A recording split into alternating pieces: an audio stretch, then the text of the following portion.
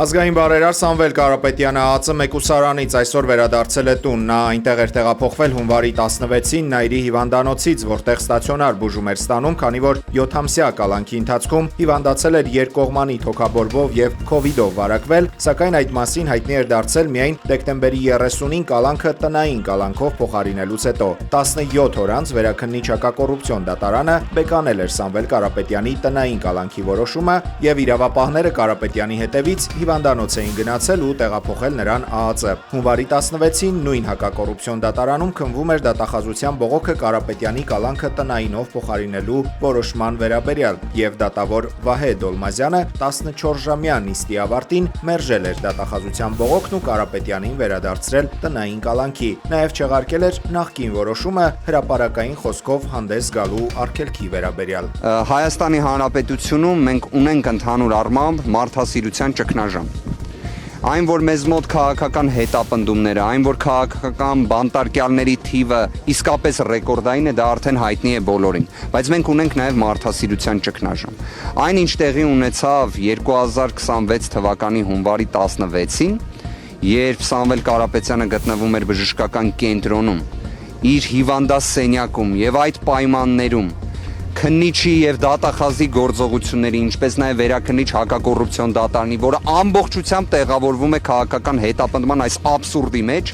գալիս են եւ ներերակային ներարկումը ընդհատում են փաստացի, բայց այստեղ պետք է անկեղծ լինեմ, որ հենց ինքը Սամվել Կարապետյանը գտնվելով հիվանդասենյակում, երբ տեսավ ոստիկաններին, իր առաջին գործողությունը այն էր, որ ինքը հենց նաեւ անջատեց համապատասխան սարք։ Հենց ինքը։ Եվ ասեց գնացի։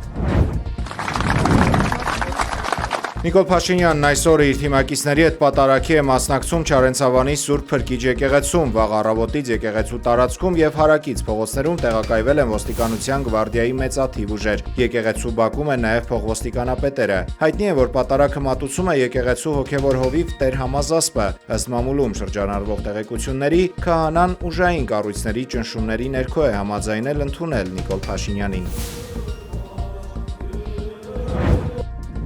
Չնայած դատարանը բավարարել է Գևորգ եպիսկոպոս Սարոյանի հայցադիմումի միջնորդությունը, վերականգնելով նրան Մասյացյոտնի թեմի առաջնորդի պաշտոնում, թեմի 22 հոգևորականներ իրենց հավատարմությունն ու զորակցությունն են հայտնել Գարեգին II ամենայն հայոց կաթողիկոսին։ Հոգևորականները հայտարարություն են տարածել, շեշտելով, որ ընդունում են վեհապառի հունվարի 10-ի որոշումը, որով թեմի առաջնորդական տեղապահ է նշանակվել Տեր Ռուբեն Վարդապետ Զարգարյանը։ Հոգևորականները կոչ են արել հավատացյալ ժողովրդին չտրվել պառակտիչ սադրանքներին ու մոլորեցնող հայտարարություններին եւ պահպանել Մայր եկեղեցու միասնությունը։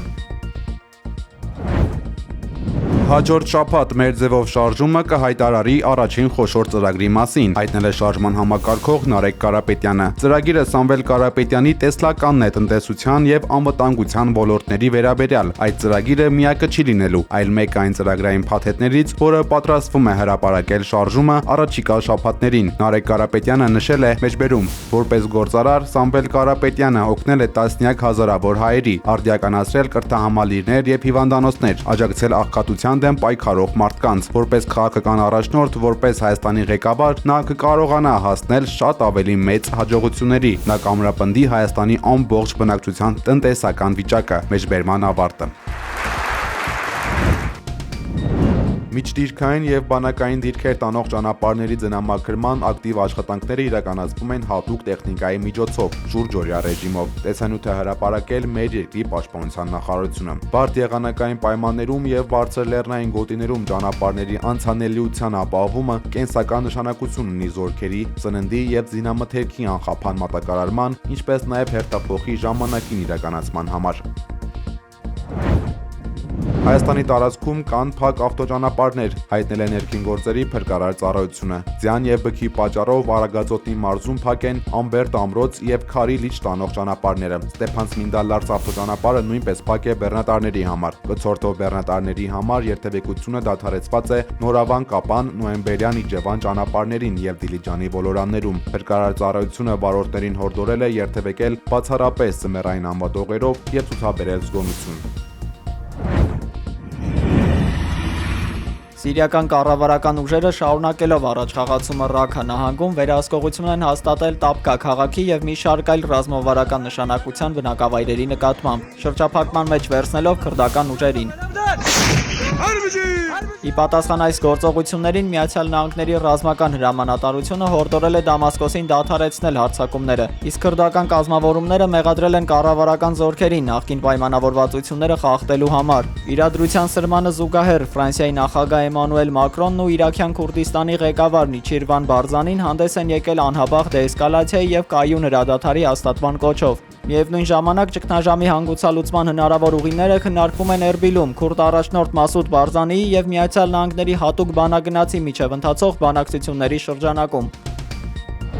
Դոնալդ Թրամփը հայտարարել է Մեծ Բրիտանիայի, Դանիայի եւ եվրոպական մի շարք այլ երկրների նկատմամբ փետրվարի 1-ից 10-ը, իսկ հունիսից մինչև 25% մաքսատուրք սահմանելու մասին, Գրենլանդիան գնելու իր առաջարկին նրանց ընդդիմանալու պատճառով։ Թրամփը սա հիմնավորում է համաշխարհային խաղաղության պահպանման անհրաժեշտությամբ, պնդելով, որ միայն Միացյալ Նահանգները կարող է կղզին պաշտպանել Ռուսաստանի եւ Չինաստանի հավակնություններից։ Սպասվող սակագները կարող են ճակատագրական լինել եվրոպական, հատկապես բրիտանական թույլ տնտեսության համար, վերջնականապես խաթարելով Վաշինգտոնի եւ իր ավանդական դաշնակիցների հարաբերությունները։ Միացյալ Նահանգների մաքսատուրքերի սահմանման սպառնալիքների եւ տնտեսական մեկուսացման քաղաքականությանն ի պատասխան Եվրամիությունը ստորագրել է ազատ առևտրի համաձայնագիր Հարավային Ամերիկայի Մերկոսուր միավորման հետ, ձևավորելով շուրջ 700 միլիոն սպառող ունեցող շուկա։ Նման ռազմավարական քայլով Բրյուսելի նպատակն է ոչ միայն վերացնել մաքսատուրքերի հիմնական մասը, այլև բազմազանեցնել մատակարարման ուղիները, նվազեցնելով տնտեսական կախվածությունը Չինաստանից։ Չնայած Ֆրանսիայի երկարատև առարկություններին համաձայնագրում ներառվել է ներմուծման սահմանաչափեր եւ պաշտպանական մեխանիզմներ եվրոպական գյուղատնտեսական շուկան պաշտպանելու համար, իսկ փաստաթղթերի վերջնական ուժի մեջ մտնելը դեռևս կախված է Եվրոպական խորհրդի վավերացումից։ Իրանի իշխանությունները պատրաստվում են մինչև 2026 թվականի ավարտ երկիրը ամբողջությամբ անջատել համաշխարհային ինտերնետից, գրում է Guardian պարբերականը։ Ազատ մուտքը դեպի համացանց կդառնա պետական արտոնություն, որից կկարողանան օգտվել միայն պաշտոնյաները, ուժայինները եւ հատուկ ստուգում անցած անձինք։ Շարքային քաղաքացիների համար հասանելի կլինի միայն ազգային ինտերնետը, ներքին ցանց, որը լիովին վերահսկվում է պետության կողմից։ Այս տեխնոլոգիական մոդելը, որը ենթադրաբար մշակվել է Չինաստանի օգնությամբ, թույլ է տալիս իշխանություններին ճնշել բողոքի ցույցերը եւ լիակատար վերահսկողություն հաստատել տեղեկատվական հոսքերի վրա։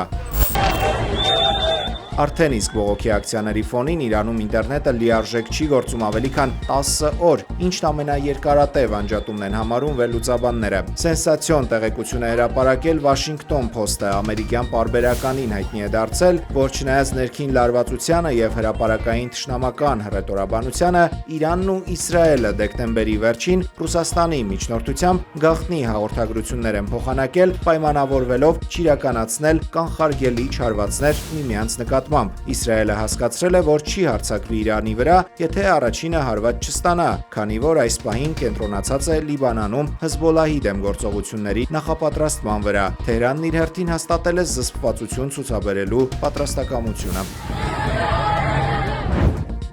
Հայկական ֆուտբոլի լեգենդ Հենրիխ Մխիթարյանը շարունակում է իր անունը ոսկե տառերով գրել համաշխարհային սպորտի պատմության մեջ։ Աշխարհի բոլոր ժամանակների ամենաշատ գոլային փոխանցումներ կատարած ֆուտբոլիստների ցուցակում Մխիթարյանը զբաղեցնում է 61-րդ տեղը։ Իր փայլուն եւ տպավորիչ կարիերայի ընթացքում հայ կիսապաշտպանը կատարել է 186 գոլային փոխանցում։ Այս ցուցանիշով նա դասվում է ֆուտբոլի պատմության ամենակրեատիվ արդյունավետ խաղարկողների շարքին, հետևում թողնելով բազմաթիվ համաշխարհային աստղերի։